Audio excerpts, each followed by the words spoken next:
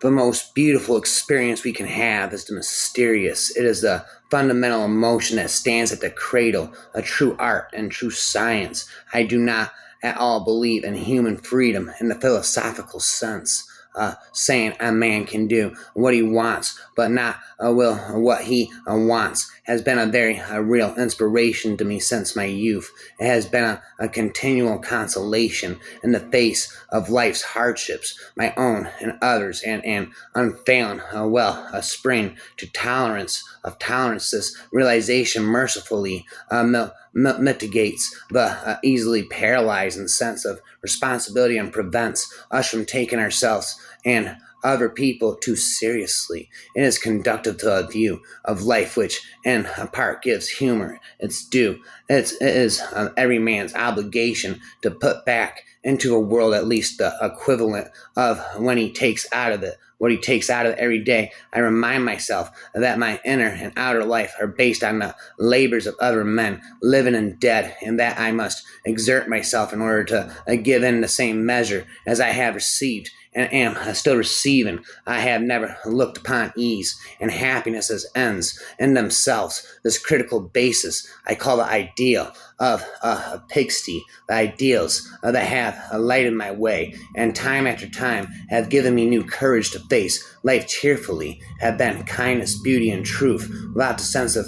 kinship with men of like mind, without the occupation with the objective world, the eternally unattainable. In the field of art and scientific endeavors, life would have seemed empty to me. The trite objects of human efforts, possessions, outward success, luxury, have always seemed to me contemptible. The man who regards his own life and that of his fellow creatures as meaningless is not merely unfortunate, but almost disqualified for life. The pursuit of knowledge for its own sake, an almost fanatical love of justice, and a desire for personal independence. These are the features of the Jewish tradition which make me thank my stars I belong to it, said Albert Einstein, speaking what he sees through his eyes. I maintain that the cosmic religious feeling is the strongest and noblest motive for scientific research. Never give up on what you really want to do. The person with big dreams is more powerful than one with all the facts.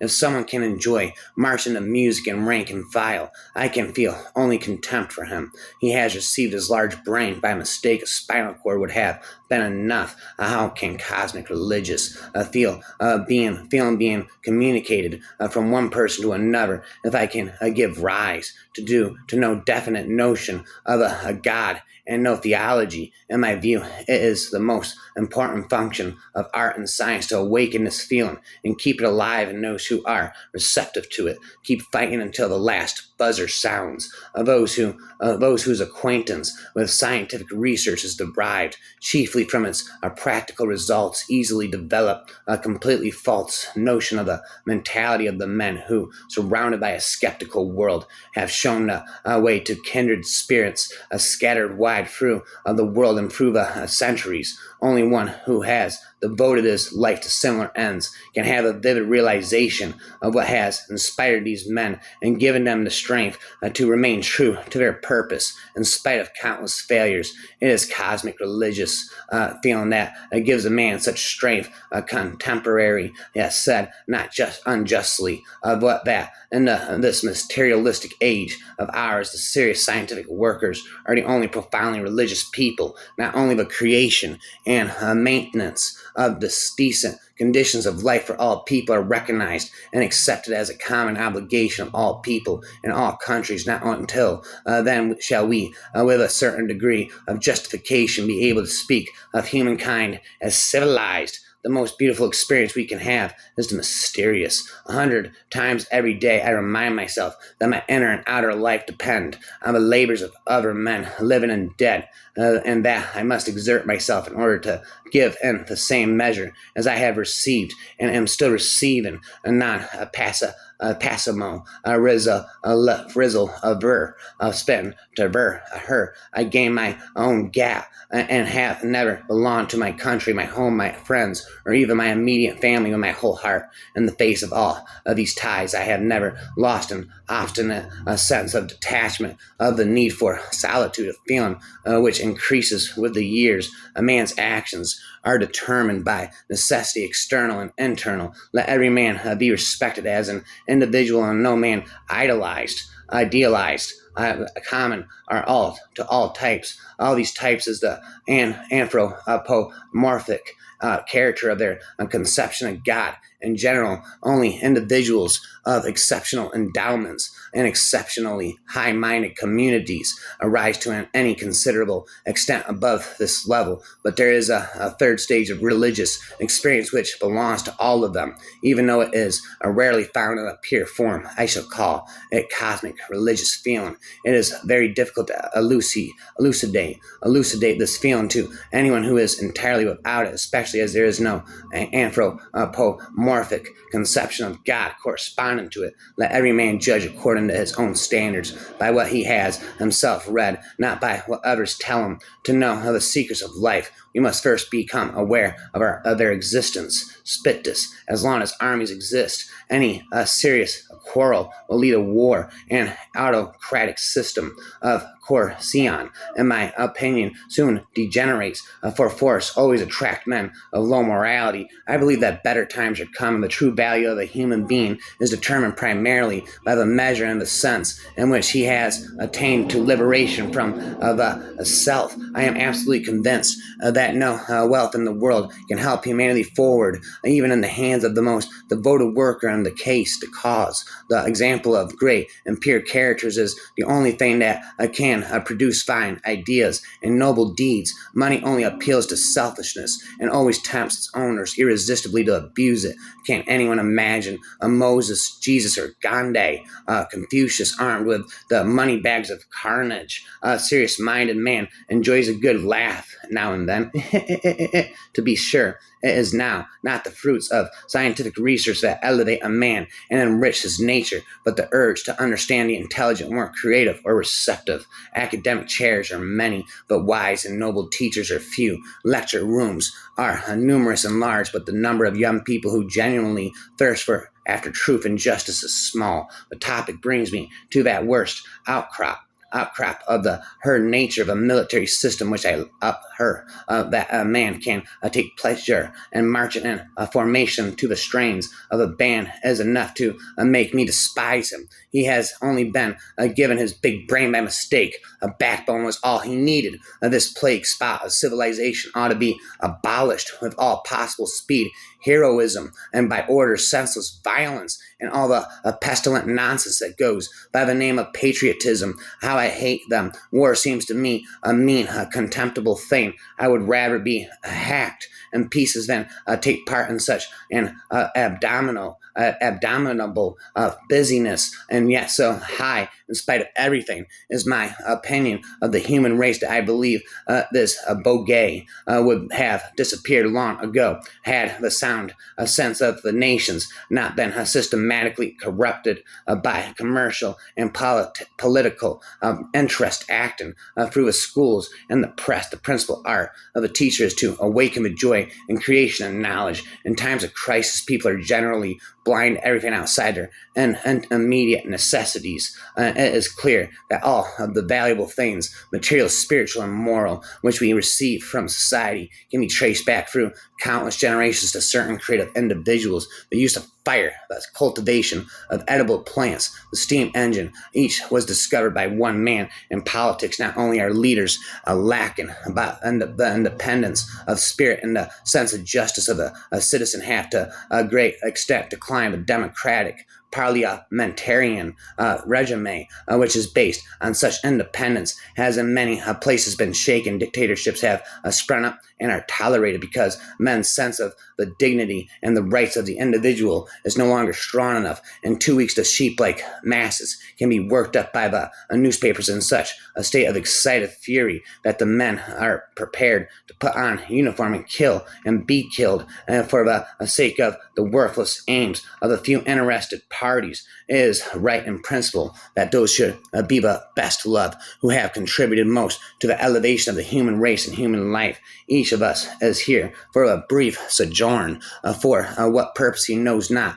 though sometimes he thinks he feels it. I think it, I feel it. I know I never looked upon ease and happiness as ends in themselves, so an ethical basis I call more proper for a herd of swine. The ordinary objects of human endeavor, property, outward success, luxury, have always seemed to me contemptible, and one has to realize that the powerful industrial groups concerned in the manufacture of arms are doing their best in all countries to prevent the peaceful settlement of international disputes. If you can't do respect for yours, you can't do for others. Everybody acts not only under external compulsion, but also in accordance with inner necessity, sans culture, morale, a cume chance, poor less homies, spend other languages foreign to me. I also consider that plain living is good for everybody physically and mentally. What is the meaning of human life or of organic life altogether? To answer this question at all implies religion. The topic brings me to what that worst outcrop of the herd nature, the military system which I abhor, but spend anchor that a man can take pleasure in marching in formation to the strains of a band is enough to make me despise him. He has only been given his big brain by mistake. A backbone was all he needed. This black plague spot of civilization ought to be abolished with all possible speed, heroism, and by order, senseless violence, and all the pestilent nonsense that goes by the name of patriotism. How I hate them. Not mastery, but service will lead people in the right way. The fairest thing we can experience is the mysterious, is the fundamental emotion which stands at the cradle of true art and true science. A man can do as he will, but not will as he will. Yet so high, and yet I'm so high. I'm wise, in spite of everything, is my opinion of the human race, that I believe that this boy gay would have disappeared long ago, had the sound, a sense of the nations not been systematically corrupted by commercial and political interest acting through the schools and the press. Hence the meth. And when we survey ourselves and endeavors, we soon observe that almost the whole of our actions and desires are bound up with the existence of other human beings. We eat food that others have grown, wear clothes that others have made, live in houses that others have built. The greater part of our knowledge and beliefs has been communicated to us by other people through the medium of a language which others have created. Without language or mental capacities would be poor indeed, comparable to those of the higher animals. We have therefore to admit that we owe our principal advantage over the beast to the fact of living in human society. An individual, if left alone from birth, would remain primitive and beast-like in his thoughts and feelings to a degree that we can hardly conceive. The individual is what he is and has the significance that he has, and not so much in virtue of his individuality, but rather as a member of a great human society which directs his material and spiritual existence from the cradle to the grave.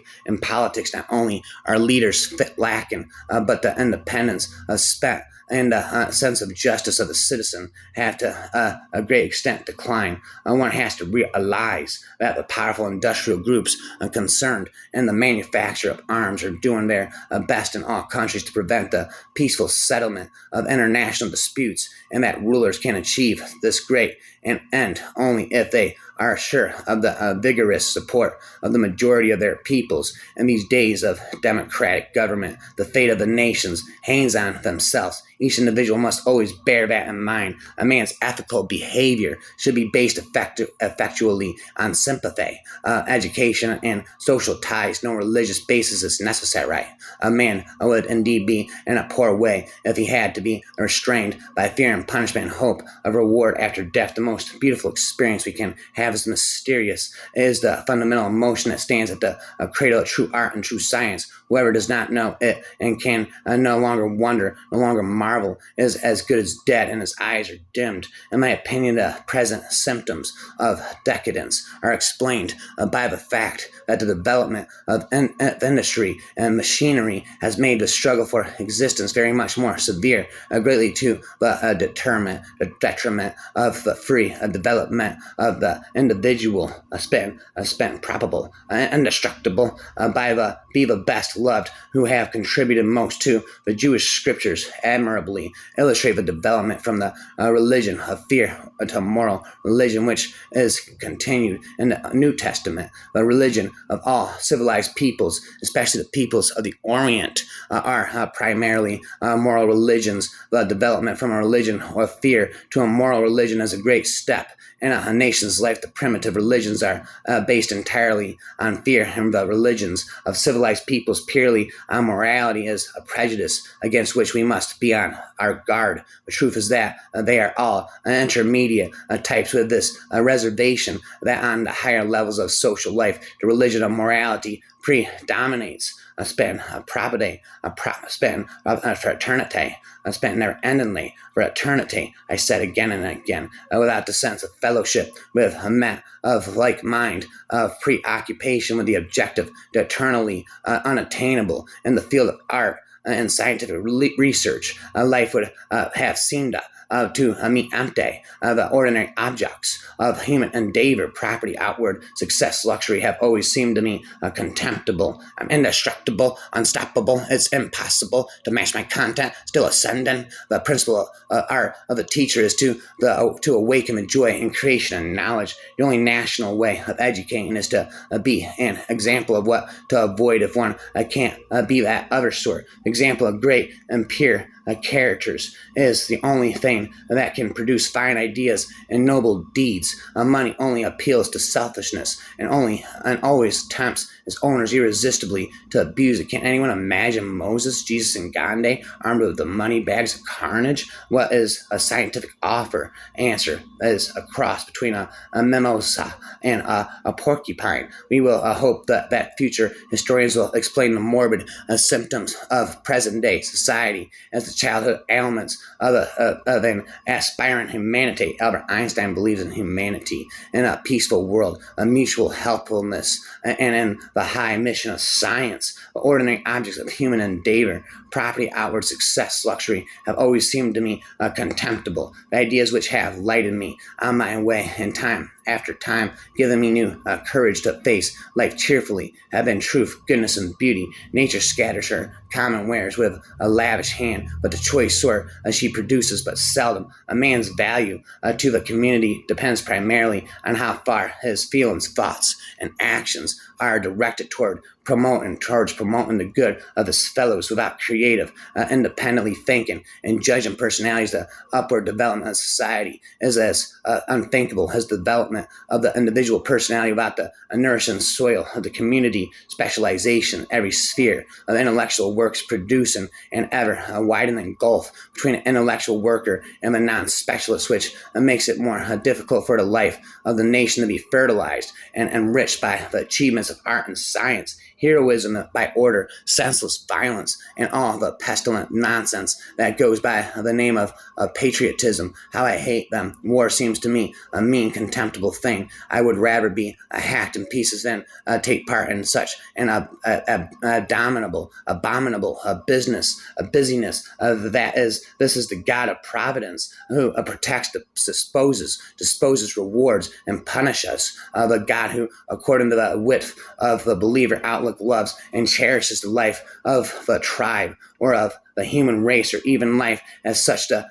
comforter in sorrow and unsatisfied longing, who preserves the souls of the dead. This is the social and moral conception of God. I'm a wordsmith, pronouncing words in a specific way to make them rhyme again and again. I've spent away again off the top of my head. The voices begin as the darkness comes settling in. The voices of Albert Einstein begin. I said it again. A knowledge of the existence of something we cannot penetrate, of the manifestations of the profoundest reason, and the most radiant beauty, which are only accessible to our reason. The way to a joyful and happy state is through renunciation of self, a limitation everywhere. The part of passive spectator is unworthy of this country and is bound in the end to lead to disaster all around. I am not one of these pessimists. I believe that better times are coming. Thus do we mortals achieve immortality and the permanent things that which we create in common. If I am full of confident hope, concern about progress of international organization in general, that feeling is based not so much on my confidence and intelligence and high-mindedness of my fellows, but rather on the irresistible pressure of economic developments in this materialistic age of ours. The serious scientific workers are the only profoundly religious people in politics. Not only are leaders lacking, but the independence of spent and a sense of justice of the citizen have to a great extent declined. The democratic parliamentarian regime, which is based on such independence, has in many places has been shaken. Dictatorships have sprung up and are tolerated because men's sense of the dignity and the rights of the individual is no longer strong enough. In 2 weeks, the sheep-like masses can be worked up by the newspapers into such a state of excited fury that the men are prepared to put on uniform and kill or be billed for the sake of the worthless aims of a few interested parties. Compulsory military spent into they for all of eternity. Albert Einstein knowledge spent pilgrimage for all of eternity. Again and again, the voices begin inside of my head. The world as seen through Albert Einstein's eyes, I said.